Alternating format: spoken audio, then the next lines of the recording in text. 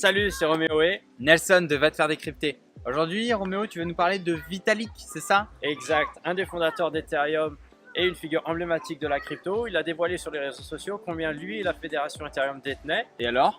Attends, ça c'est suite à un tweet envoyé par un économiste qui fait partie de l'université de New York, D'accord. qui l'accusait d'être un arnaqueur. Waouh. Ok. Donc, avec sa réponse, nous on a pu déduire à peu près combien d'Ethereum il détient. Ok. Il en aurait à peu près 675 000. Ça représente 114 millions d'euros. Seulement. Ok. Et la fédération Ethereum, elle a détenu jusqu'à 3 millions d'Ether. D'accord. Et là, elle en a 660 000. Ça représente 112 millions d'euros. Elle a dû payer pour le développement d'Ethereum. Oui. Pour ça, c'est normal. la création de la blockchain. C'est normal. Par contre, qu'est-ce que ça représente pour la crypto et Ethereum?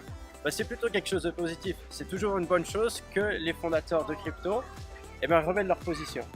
Complètement. Et surtout en ce moment, quand on voit les derniers tweets de Vitalik où il parle de son idée de rejoindre peut-être certains projets d'altcoin, donc d'autres crypto-monnaies que le Bitcoin ou l'Ethereum.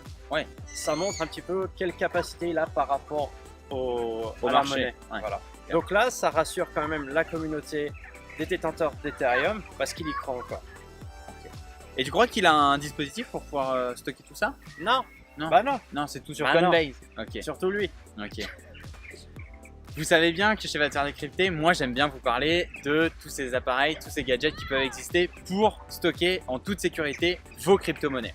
Si vous n'utilisez pas ces crypto-monnaies pour faire du trading, alors on vous recommande vivement de les stocker sur des devices ou alors sur une application. Et c'est de ça dont je vais vous parler. Parity Signer, c'est une application qui permet de recycler finalement un ancien téléphone, un vieil iPhone qu'on a tous au fond d'un tiroir, en wallet. Et aujourd'hui, ça a d'autant plus sa place quand on sait que il y a une majorité de personnes qui détiennent des crypto-monnaies sur les plateformes d'échange, en fait, qui n'ont pas pris la peine de les mettre en sécurité. Néanmoins, il faut prendre conscience d'une chose, c'est C'est que sur certains échanges, si vous n'êtes pas actif pendant plusieurs mois, ils vont désactiver le wallet. voilà. Donc, Vous n'aurez plus accès à vos À- monnaies après. à Là, vos c'est monnaies. fini là. Donc effectivement, c'est une chose à laquelle il faut penser. Cette application, elle va vous permettre donc de stocker des Ethereum ou des Ethereum classiques. Elle est disponible gratuitement sur iOS et Android. Une fois que vous l'avez installée sur un ancien téléphone que vous avez, vous déconnectez le Wi-Fi. Et ce téléphone, évidemment, il ne faut pas s'en servir tous les jours. Non. Ça doit vraiment être un téléphone de secours qui reste à la maison sur lequel vous allez pouvoir mettre vos crypto-monnaies. Il ne faut pas imaginer ces crypto-monnaies comme pouvant être utilisées assez facilement le week-end pour s'acheter un Morito le samedi soir. Pour faire des transactions, c'est assez complexe. Il faut passer par une plateforme en ligne, en l'occurrence MyCrypto.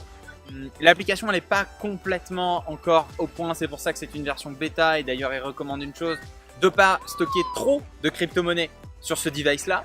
Néanmoins, ça laisse un petit peu rêveur quant à songer à qu'est-ce que pourront inventer les constructeurs de smartphones demain pour embarquer un wallet physique sur son téléphone sans qu'il soit tout le temps connecté au web.